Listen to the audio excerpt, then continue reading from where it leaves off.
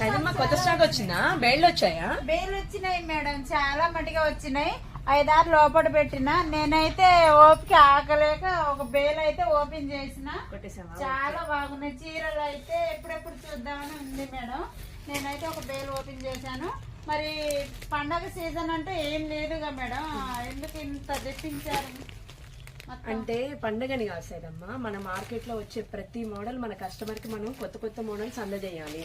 అదిగాక మొన్న సంక్రాంతికి ధూమ్ ధామ్ సేల్ ఇచ్చినాం మనం. మంచి సేల్ వచ్చింది.